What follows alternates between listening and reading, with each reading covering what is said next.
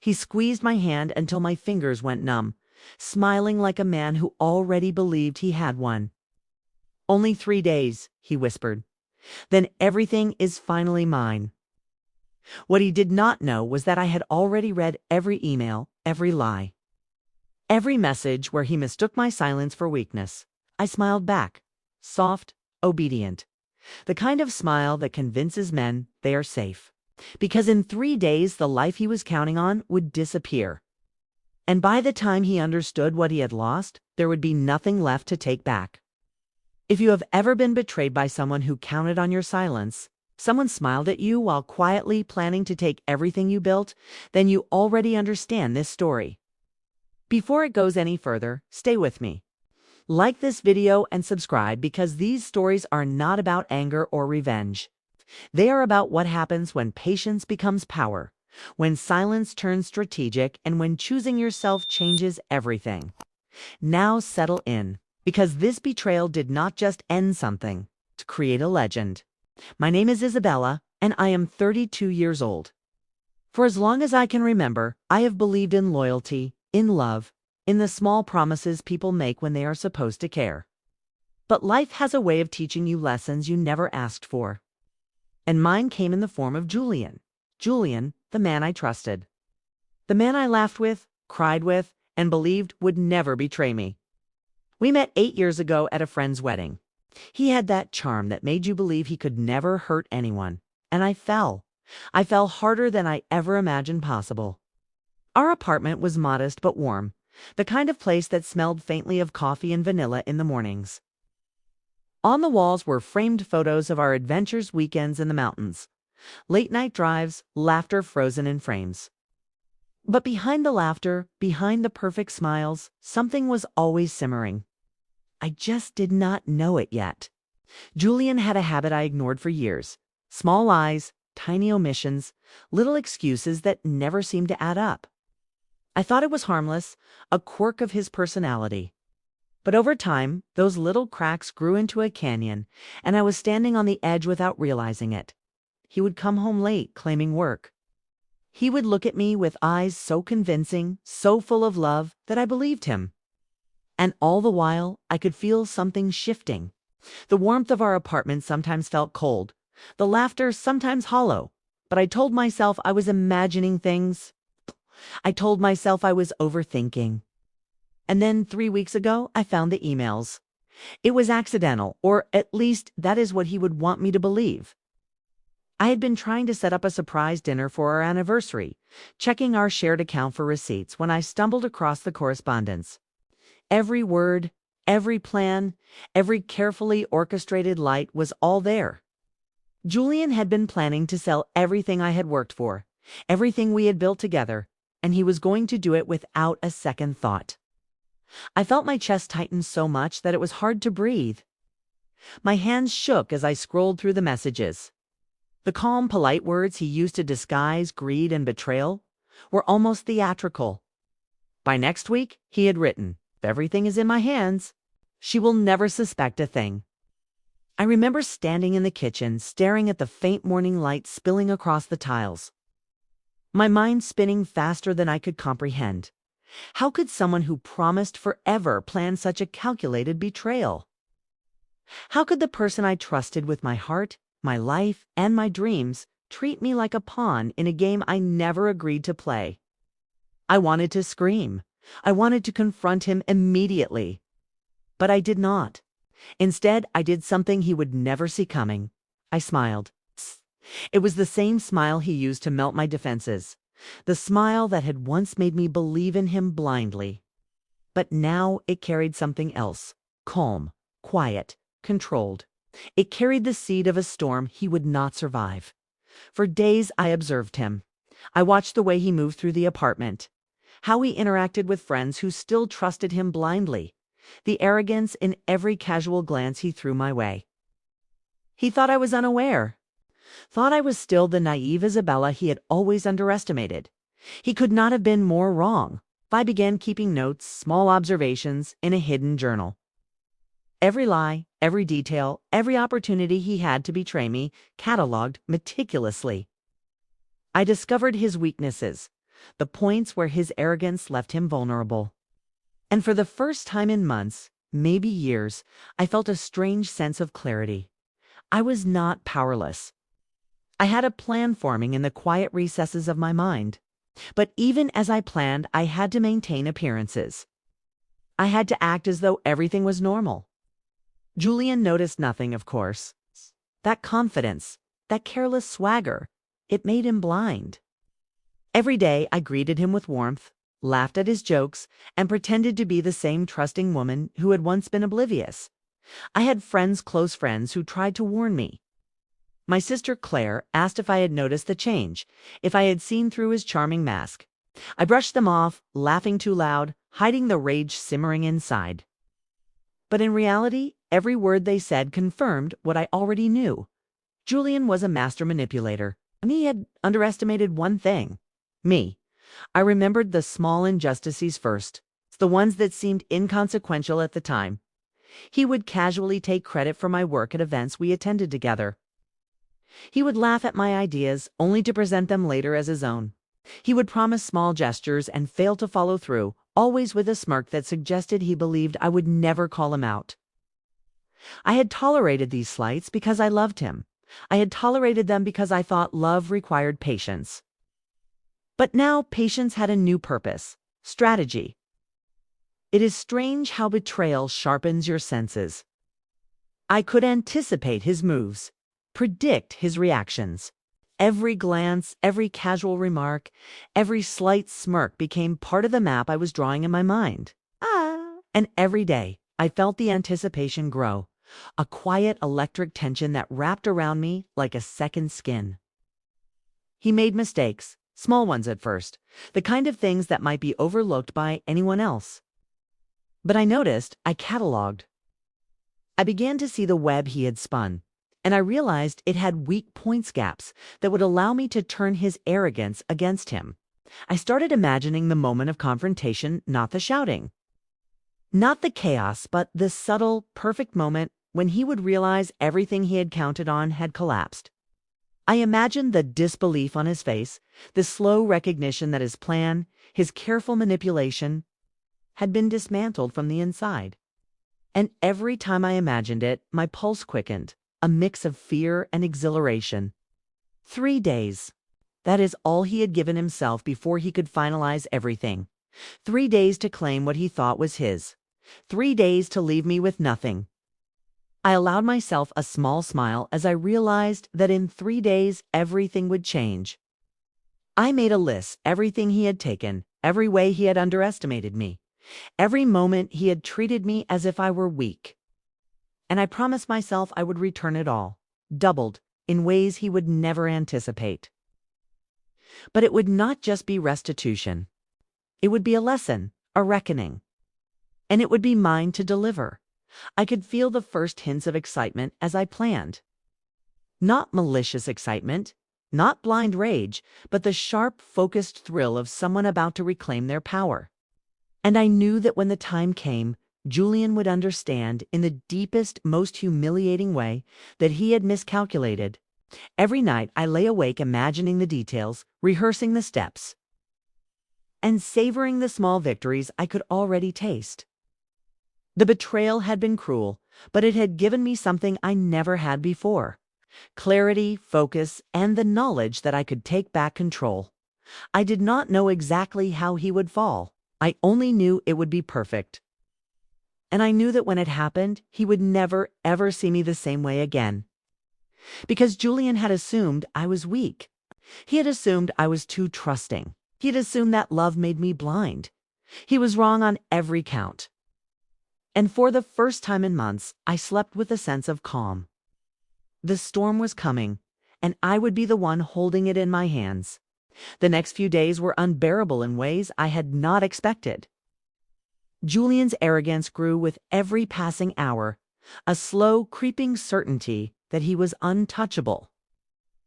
He moved through the apartment like a king surveying his kingdom, blissfully unaware that I had already rewritten the rules. He laughed louder than usual, boasted casually about the big deal he had coming. Every word, every gesture, every careless glance became a weapon I catalogued. I noticed how he ran his fingers through his hair when he thought no one was watching. How he tapped the table rhythmically when he was thinking. How he always left his laptop open for just a moment too long. He believed in his invincibility, in his ability to manipulate me as he had for years, and I let him. I smiled. I nodded. I laughed at his jokes. All the while, my mind was racing, calculating, waiting. Every interaction became a chess move, and he was completely unaware of the game. One evening, he returned home later than usual. I had prepared dinner, a small gesture meant to keep up appearances. He barely glanced at the food, his mind elsewhere. Talking on the phone about deals and profits and how icily he would close everything in the next 3 days. I froze for a moment, listening to him speak, my chest tightening with anger and anticipation. Every plan he described, every confident assertion, was a thread I could pull apart. I had learned to listen for lies. Julian could not help himself. He always revealed too much, assuming no one was paying attention. When he finally hung up, he noticed me standing in the doorway. "You made dinner?" he asked, surprise flickering in his eyes. "Yes," I said softly, smiling. "I thought we could eat together. It has been a long day." He leaned against the counter, looking at me with that same charm that had once disarmed me. But now I saw through it. I saw the smug arrogance hiding beneath the surface, the man who thought he could take without consequence. "I had to make a few calls," he said dismissively.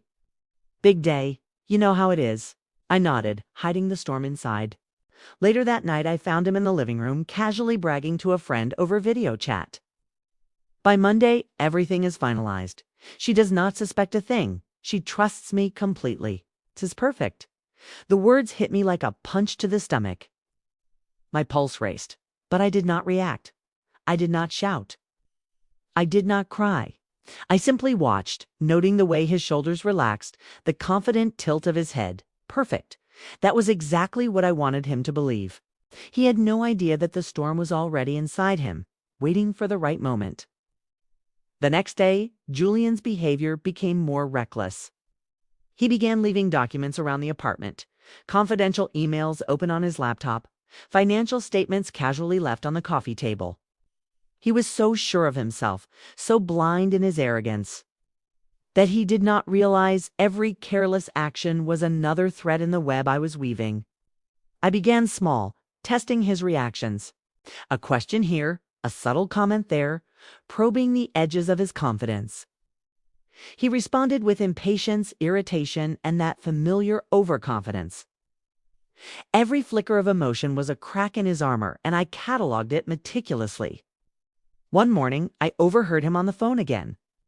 He was speaking to a colleague about a plan that involved liquidating assets, transferring funds, and leaving me with nothing.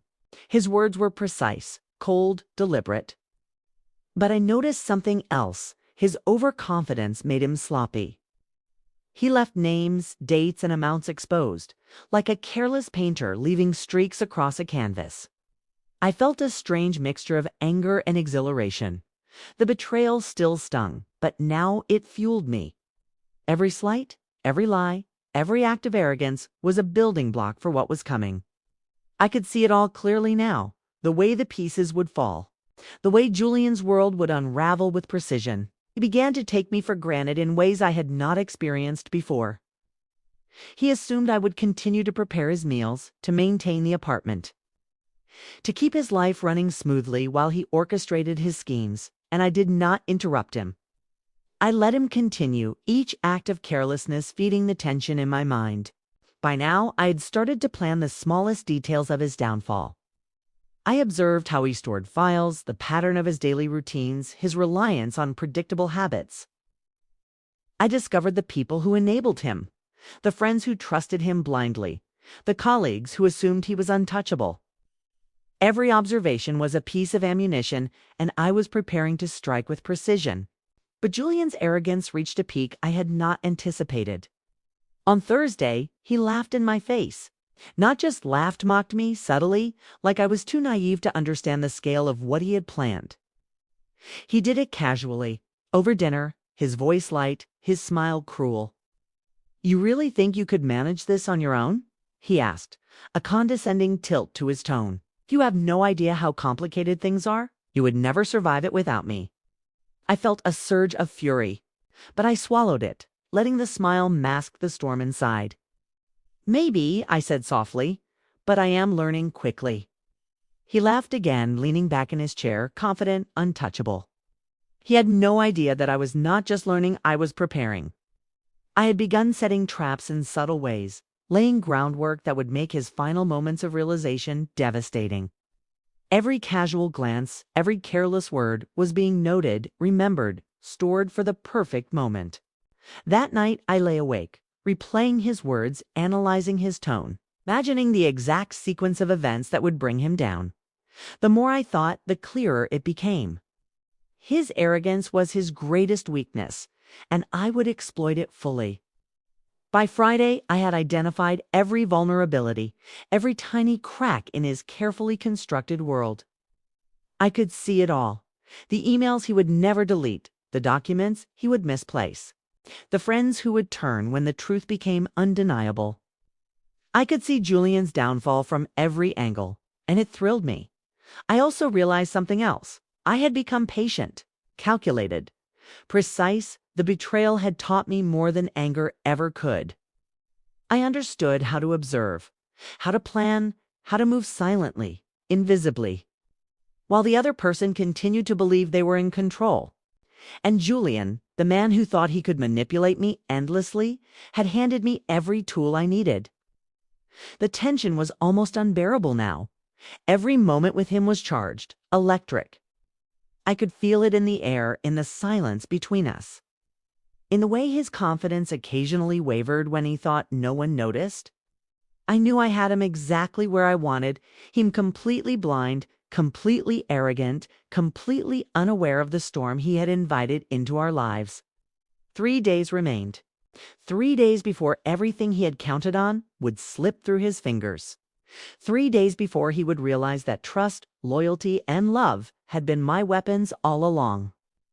And I smiled in the quiet of our apartment, imagining the exact moment he would see it. Because Julian had underestimated one thing. I had never been anyone's victim, and I never would be. Saturday morning began like any other, but I could feel the tension coiling inside me like a live wire. The apartment smelled faintly of coffee and laundry, innocent in its quiet, normal routine. But the calm was deceiving. Everything was about to change. I could feel it in my bones. Julian was oblivious as always, and that oblivion was my greatest advantage. I watched him from the kitchen doorway as he sipped his coffee, scrolling through his phone. The casual tilt of his head, the smirk curling at the corner of his lips. The ease with which he believed the world belonged to him made my blood boil and my heart race at the same time. He did not see the storm forming behind my eyes. He did not see the patience that had sharpened me into something he would soon regret underestimating. 3 weeks of betrayal had culminated in this moment, and I realized I could no longer wait. My breaking point had arrived, not a moment of weakness, but a moment of absolute clarity. I could not simply endure him any longer. I could not pretend. The time for observation, for cataloging his arrogance and missteps, had ended. Now it was time to act. The decision did not feel impulsive. It was deliberate, calculated. Every betrayal, every lie, every subtle humiliation he had inflicted upon me had been stored in my mind like ammunition. And now the time had come to deploy it. I poured my coffee slowly, listening to the low hum of the refrigerator, the occasional creak of the floorboards under Julian's weight. Every sound was amplified, every movement significant. I was acutely aware of him in the room, of his presence, of the arrogance radiating off him like heat, and I relished it. I approached him, smiling softly as though nothing had changed. "Julian," I said, keeping my voice calm, measured, almost innocent, "I think it is time we talked about a few things." He looked up, surprised, but immediately recovered, flashing that confident grin that had once disarmed me. "Of course," he said, leaning back in his chair. "What is it about?" I allowed myself a slow inhale, letting the moment stretch, letting the tension build. My fingers grazed the edge of the table, deliberate, casual, but every movement was loaded with anticipation. I had been thinking a lot about trust, I said, about loyalty, about what it means to truly know someone. Ah! He chuckled lightly, as though this were a joke. You always get so philosophical on Saturday mornings, he said. Relax, Isabella. You are overthinking again. Overthinking. The word stung because it was exactly what he believed. He thought I overthought, thought I was naive. He thought I would never act, but I did not think. I planned. I waited. And now I was ready.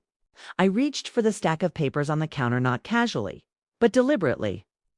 Julian's financial statements, his emails, the notes he had carelessly left lying around, all collected into a single folder.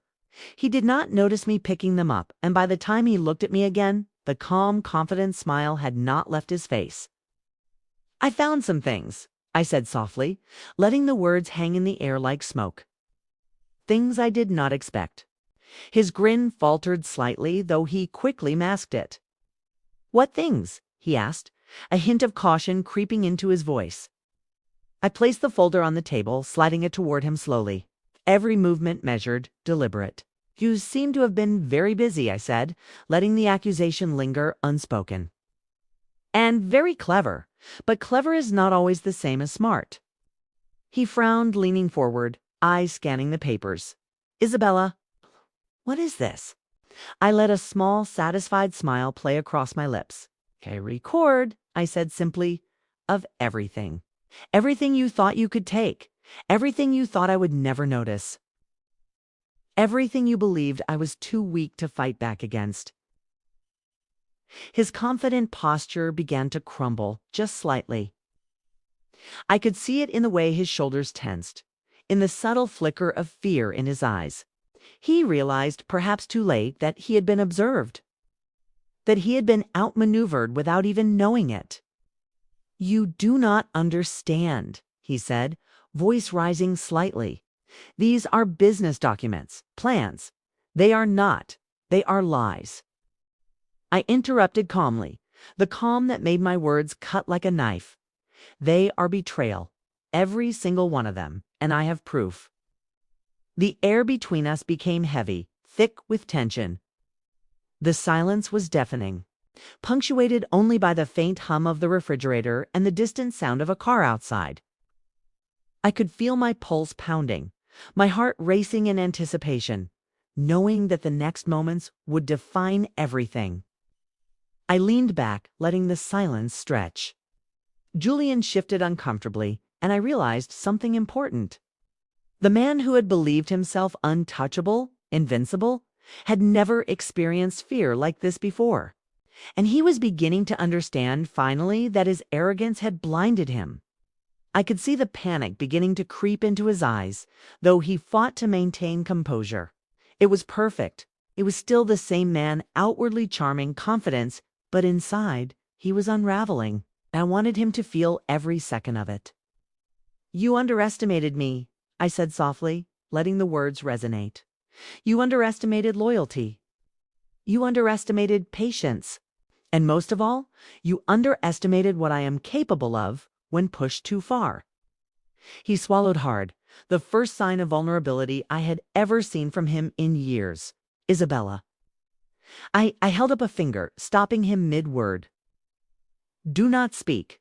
Listen. Just listen. I have watched, I have waited, I have planned. And now the time has come. I could see him shifting in his seat, realizing that he was no longer in control. The balance of power had shifted completely, and he had been blind to it. Every confident gesture, every smug remark, every act of manipulation had fed the storm, and now the storm was in my hands. I am not the woman you thought I was, I continued, voice steady, deliberate. I am the woman who will take everything you tried to steal, and I will return it in ways you never imagined. And when I am done, you will understand what it feels like to be powerless. You will understand what it feels like to be betrayed in the most exquisite way. His lips parted slightly, a stammer forming, but no words came. I could see the tension coiling in his body, the internal panic growing. He had no idea that every moment I had observed him, cataloged him, prepared for this exact instant. He had no idea that I had mapped every weakness, every mistake, every arrogant misstep he had made over years. And now he was cornered. I felt a surge of exhilaration, a mixture of fear and power, knowing that the moment I had waited for had finally arrived. The storm I had cultivated in secret was ready to break, and Julian had no shelter. Every lie, every betrayal, every smug assumption he had made had led to this precise moment. 3 days. That was all he had given himself. 3 days to feel untouchable. 3 days to continue believing he was in control. And now in this quiet apartment, with only the hum of the refrigerator and the faint morning light, I knew the first move of my revenge was about to begin. He would never see it coming. And that was exactly how it had to be. I did not raise my voice. I did not threaten him. That was the first mistake he expected me to make. Instead, I stood up slowly, collected the folder from the table, and walked past him toward the bedroom. My footsteps were measured, calm, deliberate. Each step felt like a drumbeat signaling the beginning of something final. Behind me, Julian sat frozen, unsure whether to follow or stay seated, unsure whether this was a confrontation or something far worse. I knew he would follow. He always needed to feel in control. Sure enough, seconds later I heard him behind me. "Isabella, you are overreacting," he said, his voice tight now, the confidence cracking. "You are misunderstanding everything." I stopped at the dresser and turned slowly. "No," I said. "For the first time, I understand everything perfectly." I opened the drawer and pulled out my laptop.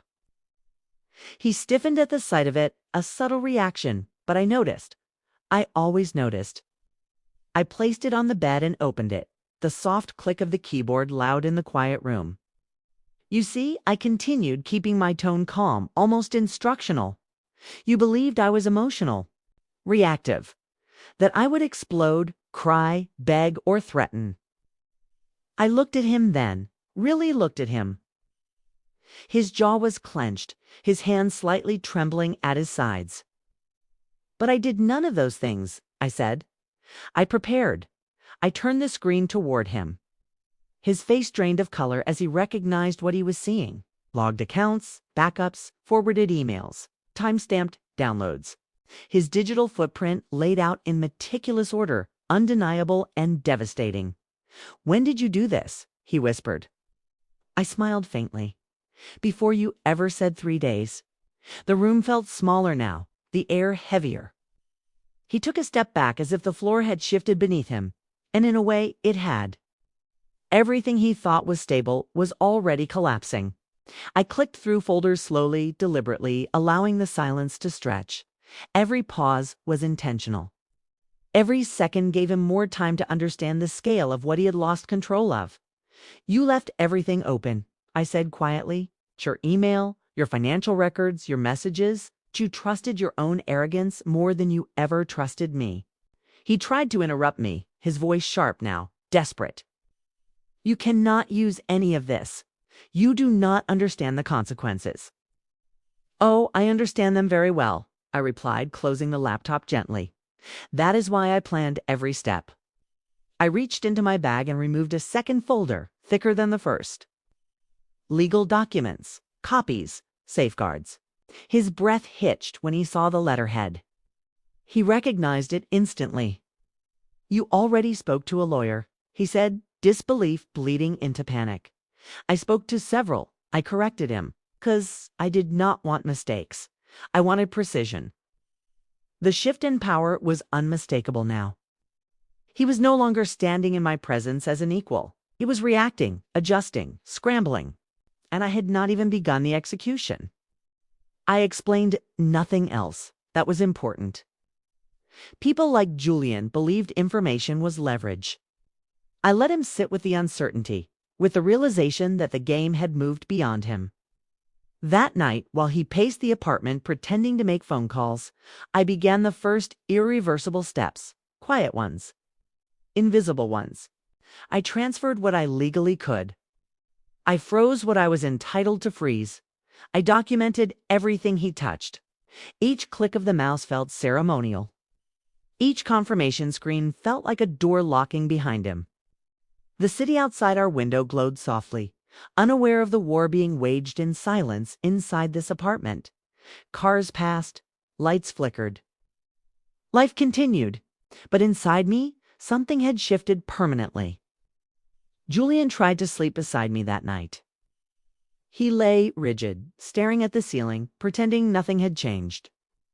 I could feel the tension radiating off him, sharp and frantic. I slept better than I had in months.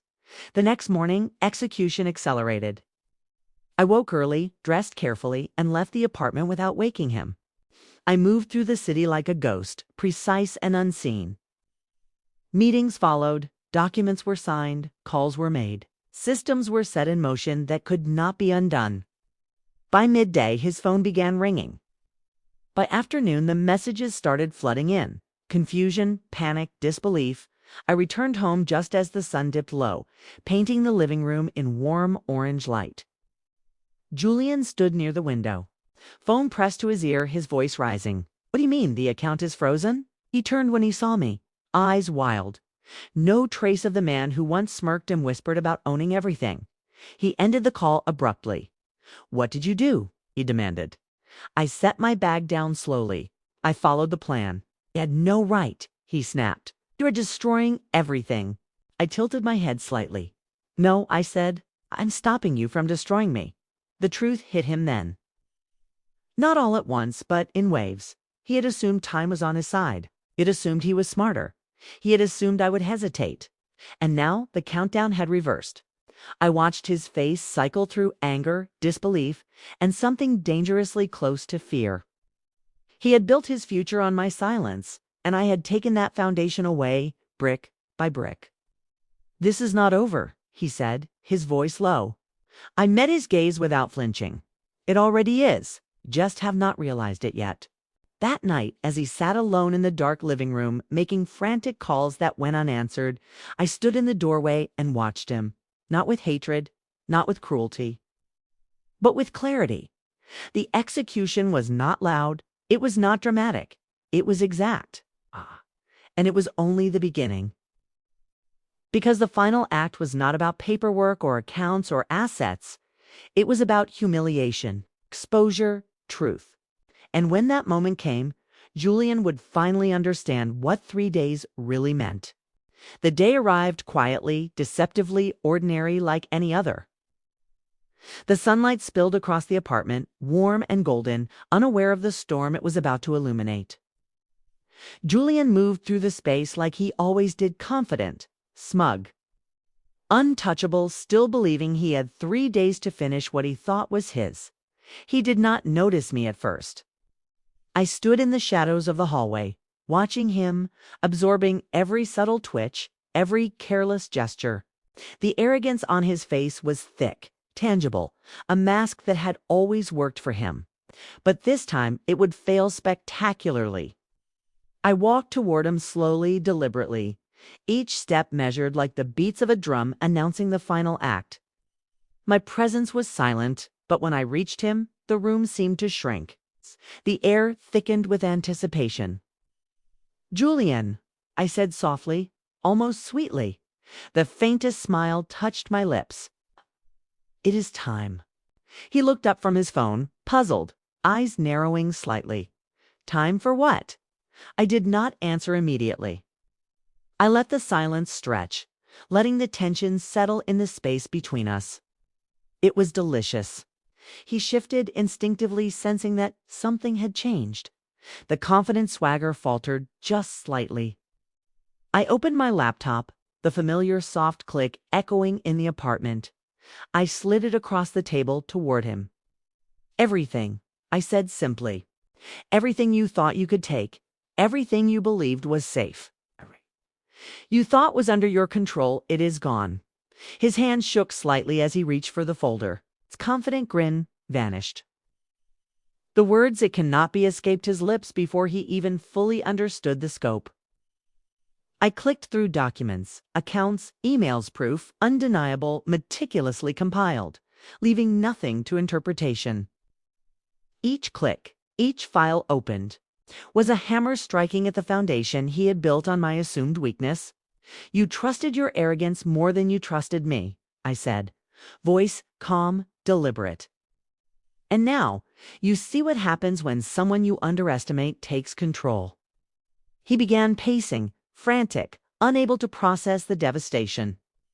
Calls were made, messages sent, all met with automated responses or locked accounts. Every plan he had relied on had been dismantled with surgical precision. I stood silently, watching the color drain from his face, watching him crumble under the weight of consequences he had never imagined. You cannot do this," he whispered, desperation creeping into his voice. "I already did," I said softly. "The moment you underestimated me, the moment you believed I would stay passive," I began.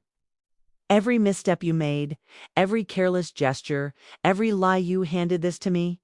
He dropped into a chair, head in his hands, voice shaking. "I trusted you." "I thought you thought wrong," I interrupted, letting the words hang like a blade. "You thought I was weak. You thought I would forgive. You thought I would do nothing. No. You will understand exactly what betrayal feels like. But not just betrayal, humiliation, exposure, the complete collapse of the world you built on lies." I watched him realize that the people he had considered allies were now aware of the truth. Every friend who had blindly supported him began to question, doubt, recoil. Every partner in his schemes hesitated when they saw the evidence I had compiled. The dominoes were falling, and he was powerless to stop them. I took a step closer, letting the quiet loom over him. "Do you feel it?" I asked softly. "The weight of your arrogance. Consequences you never prepared for." He lifted his head, eyes wild, searching for a way out. There was none. His pride, the one thing he had relied upon to manipulate and control, had been stripped from him completely. He could not argue. He could not escape. He could not deny the proof, the meticulous records, the undeniable truth. And in that silence, I felt something I had not felt in years. Release, relief, triumph, validation. Every sleepless night, every moment of quiet observation, every second of planning had led to this moment. The powerlessness I had endured for so long was gone, replaced by clarity, by strength, by justice served in the only way that truly mattered. I watched Julian's breathing quicken, his chest rise and fall with panic. I could see the recognition settling in. He understood finally that the world he thought he had conquered was gone. Every deal, every account, every secret he had used to control me now controlled him. I allowed a small, quiet smile, not cruel, not vengeful for the sake of cruelty, but calm, satisfying. The kind of satisfaction that comes from righting a wrong, from reclaiming what was yours, from proving to the world and to yourself that you are stronger than anyone who dares to underestimate you. "Isabella, you cannot," he stammered, voice cracking under the weight of defeat. "I can," I said simply, "and I have. Every moment, every step, every careful plan has led to this. You underestimated me, Julian. That was your mistake." His hands trembled as he reached toward the documents, as if he could somehow reverse time, undo the meticulous steps I had taken, but he could not.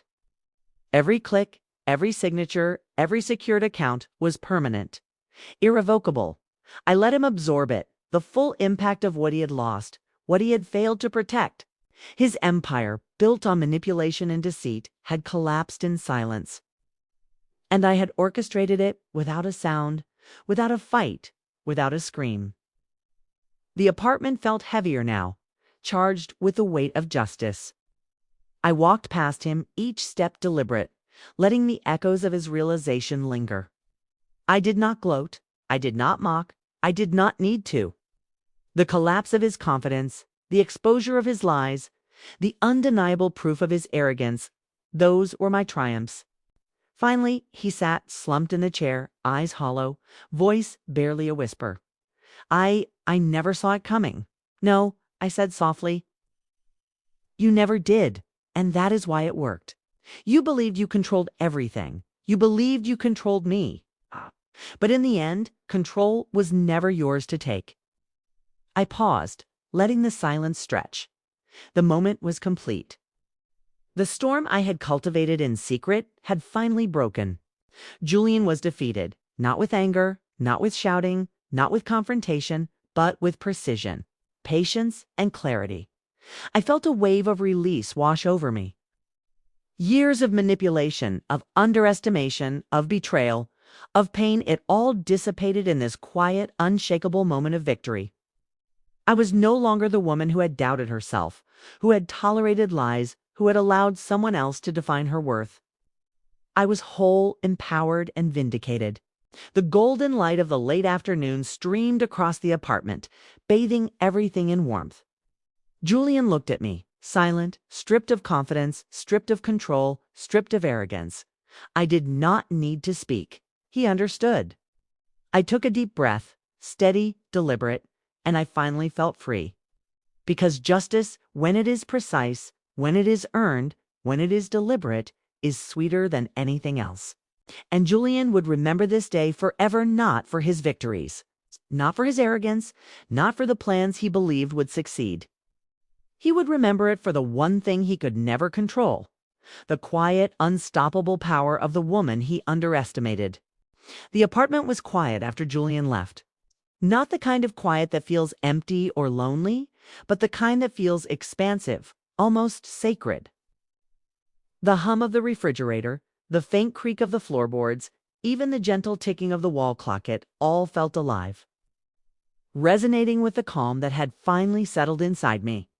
I sat on the couch, the late afternoon light streaming through the window, golden and forgiving.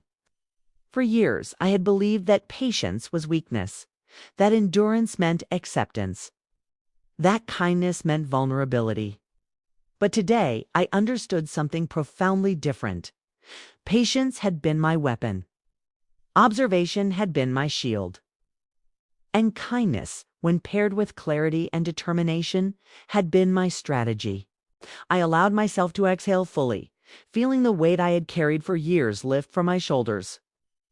The anger that had simmered quietly, the betrayal that had cut so deep. The nights I had spent replaying every lie in my mind, all of it dissipated, leaving only clarity and strength. I was no longer reacting. I was free. I thought about karma, not the vague concept of fate or cosmic justice, but the tangible, deliberate kind that comes from awareness, patience, and action. Julian had believed he could manipulate, lie, and steal without consequence. And yet, here he was, humbled, exposed, powerless. It was not luck that brought him to this moment. It was the precision of my resolve, the accumulation of years of careful observation, the willingness to act when the moment was right.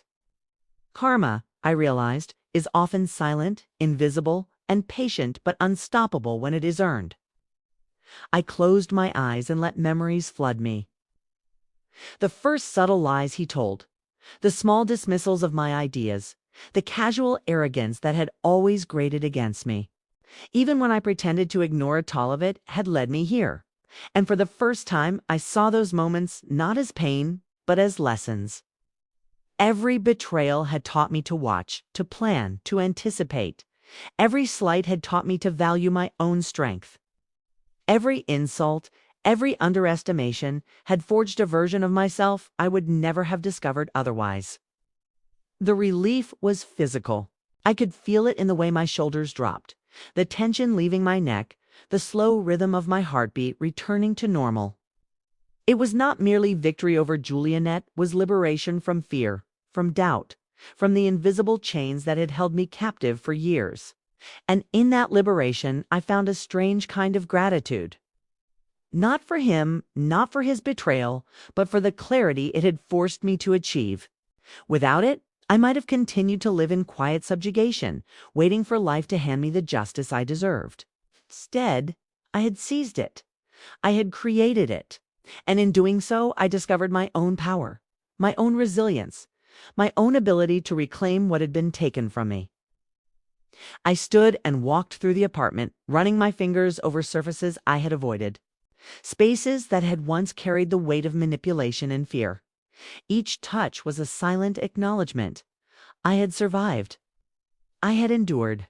I had emerged intact, unbroken, and stronger than ever. Outside, the city continued to move as if unaware of the quiet revolution that had taken place within these walls. Cars passed, people spoke, life went on. And yet everything had changed. Not in the world, but in me. My perception, my confidence, my self-respect, they were all reborn. I had been the architect of my own destiny, the executor of my own justice, and I would never allow anyone to diminish that again. I thought about what comes next. I thought about new beginnings, not the kind that erase the past, but the kind that honor it, learn from it, and build something stronger on top of it. I could start fresh, yes, but I could also carry the lessons with me. The knowledge that patience is power, observation is strength, and calculated action can reshape the course of your life. I knew I would never be the same. Not in the way I trusted blindly. Not in the way I tolerated arrogance or betrayal. But I would be better, wiser, more vigilant, and more unshakable than anyone who ever tried to undermine me could imagine. As the sun dipped lower, casting long shadows across the apartment, I allowed myself one final deep breath. The storm had passed, the chaos had settled, and the calm that remained was no longer empty, it was alive, pulsing with the strength I had reclaimed. I realized that revenge, when earned, is not about cruelty, it is about justice. It is about reclaiming your power and dignity. And it is about creating a version of yourself that cannot be underestimated, manipulated, or broken again. That is the true reward. The apartment was silent now, except for the quiet rhythm of my own heartbeat and the faint hum of the city outside. I smiled, not at Julian, not at his defeat, but at myself, at the clarity, the patience, the determination that had guided me here. I had learned that sometimes the greatest victories are quiet, subtle, and invisible until the moment they are undeniable. And as I looked out the window, watching the city lights flicker on one by one, I felt a surge of hope. Not naive hope, but tempered, deliberate hope. Hope that I could move forward, stronger and wiser. Hope that I could embrace new beginnings with a sense of control and self-respect I had never felt before. Hope that the lessons of betrayal and resilience would guide me toward a future where I was never powerless again. Because power, I realized, is not taken it as claimed. Not shouted, but earned through patience, observation, and precise action. And I had claimed it, fully, completely, irrevocably. If you have ever felt powerless, doubted yourself, or been betrayed by someone you trusted, know this: patience, clarity, and deliberate action are your greatest allies. And justice, when you earn it, tastes sweeter than anyone can ever imagine. So take a moment, reflect, learn, and remember, you are stronger than anyone who underestimates you. If this story gave you chills, made your heart race, or reminded you of your own strength, hit that like button. Share in the comments the moment you realized your own power. And do not forget to subscribe for more stories of betrayal, justice, and the unstoppable force of those who refuse to be underestimated. Your time to rise is now.